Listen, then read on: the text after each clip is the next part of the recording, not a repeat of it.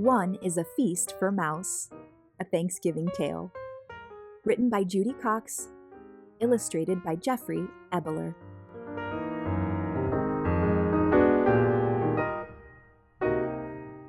After Thanksgiving dinner, Mouse crept out of his hidey hole and looked around.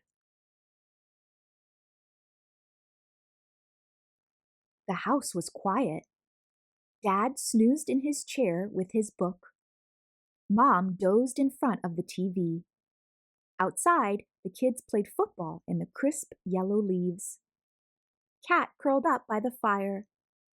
He yawned and stretched his stripy tail. Then he closed his greeny eyes and went to sleep.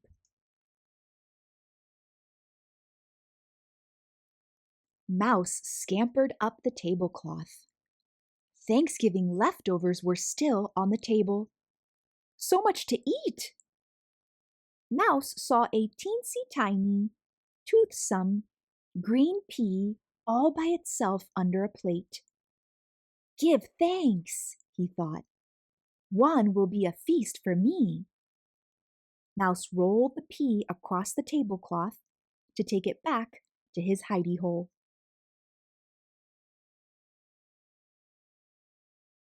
But his eyes were bigger than his stomach. He saw 6 leftover cranberries, glowing like rubies on a silver saucer. I'll just take one, he said to himself. One is a feast for me. He balanced one cranberry on top of the pea and started once again across the table to his hidey hole.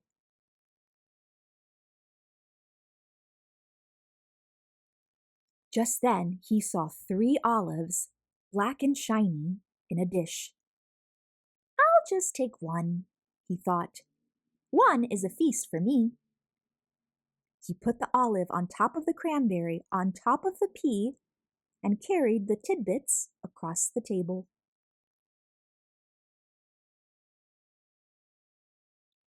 Then he saw the carrot sticks, crunchy and munchy and orange.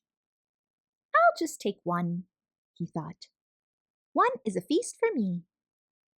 He stuck one carrot stick into the hole in the olive, balanced both on top of the cranberry on top of the pea, and started back to his hidey hole.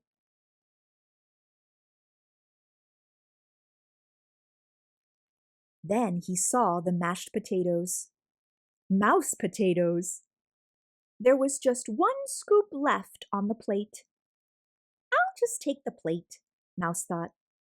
What a feast I will have!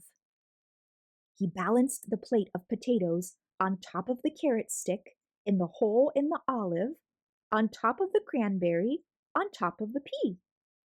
Mouse started off across the table.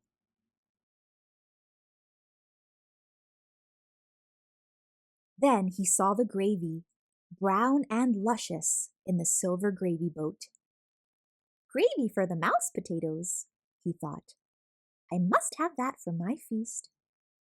And he balanced the gravy boat on top of the mashed potatoes, on top of the carrot stick, stuck in the olive, on top of the cranberry, on top of the pea. And he started off.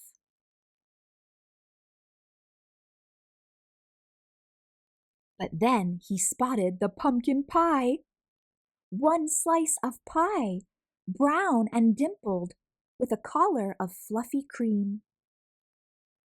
So he balanced the pie on top of the gravy boat, on top of the mashed potatoes, on top of the carrot stick, stuck in the hole in the olive, on top of the cranberry, on top of the pea. And he started off across the table.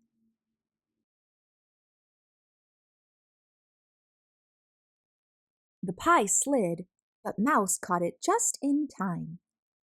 Mouse bobbed and bobbled across the tablecloth on the way to his hidey hole for his Thanksgiving feast.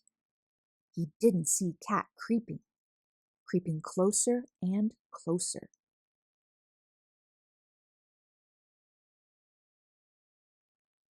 But Mouse saw the turkey, brown and juicy, surrounded with parsley. Much was gone, but there was enough left for a mouse feast, or even two. I'll just add that, thought Mouse, and he carefully placed the turkey platter on the very top of his pile. On top of the pie, on top of the gravy, on top of the mashed potatoes, on top of the carrot stick stuck in the hole in the olive, on top of the cranberry, on top of the pea.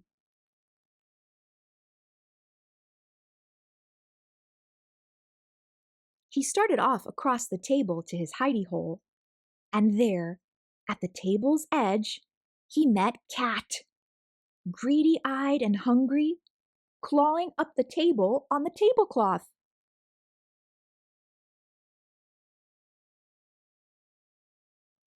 Mouse skidded to a stop. The turkey wibbled and wobbled, slid and slipped. Mouse danced to keep his feast balanced, pirouetted like a ballerina, juggled like a platter spinner. But off slid the turkey, whoosh, with a plop, landing smack on Cat.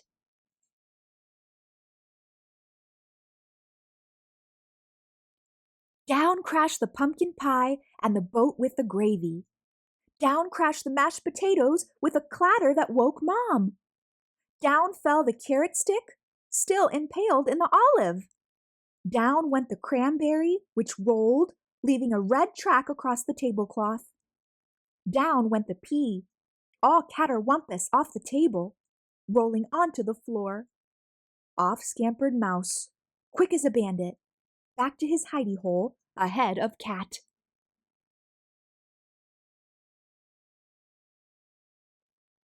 He huddled in his hidey hole. His heart pitter-pattered. He peered out. Down came the broom on the stripy green-eyed cat. "Bad kitty!" shouted Mom. "Outside!" And she swept the cat out the door. Mouse looked around, whiskers trembling with fright. "No Thanksgiving feast for me," he thought. Just then he spotted, glowing in the corner,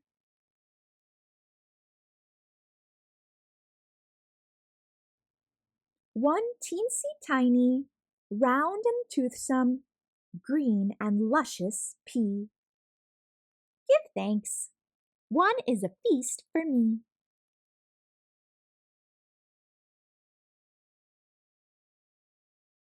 The end. Hope you enjoyed this story read by me, Star. Until next time, keep reading.